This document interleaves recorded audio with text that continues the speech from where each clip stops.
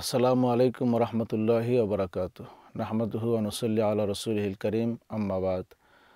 সারসিনা দরবার শরীফ কর্তৃক পরিচালিত দারুস সুন্নাত ইউটিউব চ্যানেল থেকে আপনাদেরকে জানাই আন্তরিক অভিনন্দন ও মোবারকবাদ।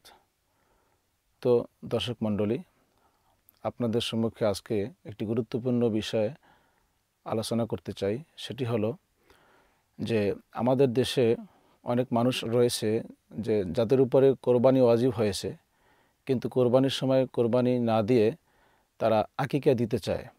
আসলে এটা কতটুকু জায়েজ আছে সে বিষয়টি আমাদেরকে অবশ্যই লক্ষ্য রাখতে হবে। পাশাপাশি তারা বলে থাকে যে ভাগের সাথে কখনোই আকিকা দেওয়া যাবে না। আসলে দেশে যাদের উপরে কোরবানি ওয়াজিব হয়েছে তারা কোরবানি না দিয়ে তারা যে আকিকা দিয়ে থাকে, এটা আসলে তাদের ভুল সিদ্ধান্ত। কারণ কোরবানি এটি আল্লাহ পাক ওয়াজিব করে দিয়েছেন। রাসূল পাক সাল্লাল্লাহু আলাইহি সাল্লাম বলেছেন, আল্লাহু সাআতুন আলাম ইউদাহি ফালা ইয়াকরাবান্না মুসাল্লানা। অর্থাৎ যার সামর্থ্য আছে তার পরও যে ব্যক্তি কোরবানি করলো না সে যেন আমাদের মুসাল্লায় অর্থাৎ ঈদগাহে না আসে। তো রাসূল পাক সাল্লাল্লাহু আলাইহি সাল্লামের এই কথার দ্বারা প্রমাণিত হয় ব্যক্তির উপরে কোরবানি ওয়াজিব। কাজেই কোরবানি না দিয়ে যদি আকিকা দেয় তাহলে তার কোরবানি কখনোই আদায় হবে না, বরং সে গুনাহগার হবে। কারণ আকিকা দেওয়া হলো সুন্নাত, এটি মুস্তাহাব।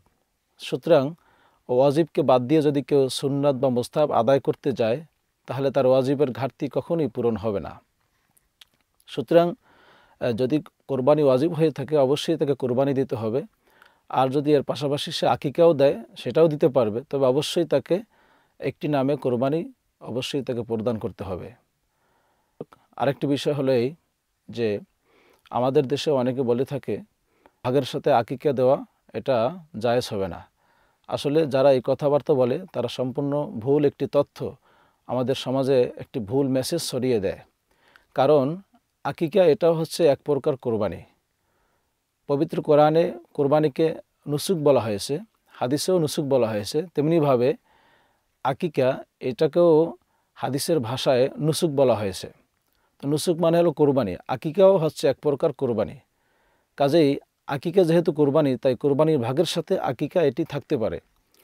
তো এক হাদিসে আসছে যে রাসূল পাক সাল্লাল্লাহু আলাইহি সাল্লাম তিনি যে আকিকাকে নুসুক বলেছেন তার প্রমাণ হচ্ছে রাসূল পাক সাল্লাল্লাহু আলাইহি সাল্লাম বলেছেন, মান আহাব্বা মিনকুম আইয়ানসুকা আন ওয়ালাদিহি ফালিয়াফআল। যে চায় সে তার সন্তানের পক্ষ থেকে আকিকা প্রদান করবে সে যেন আকিকা প্রদান করে। এখানে আকিকা শব্দটি আরবি ভাষায় নুসুক শব্দ দ্বারা উল্লেখ করা হয়েছে। আবার কোরবানি আমরা যে কোরবানি করে থাকি তাকেও আরবি ভাষায় নুসুক বলা হয়।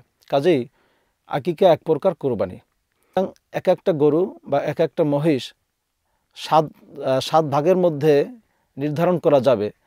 এক একটা গরু মহিষ 7টি জবাইয়ের স্থলাভিষিক্ত। কাজেই এই 7টি নামের ভিতরে কোরবানির নামও থাকতে পারে, পাশাপাশি আকিকাও থাকতে পারে। কারণ আকিকা এটাও এক প্রকার কোরবানি। তো আল্লাহ পাক আমাদের সকলকে এর সাথে বিশুদ্ধ নিয়তে আমরা যেন কোরবানি দিতে পারি। আল্লাহ পাক আমাদের সকলকে সেই তৌফিক দান করুন, আমিন।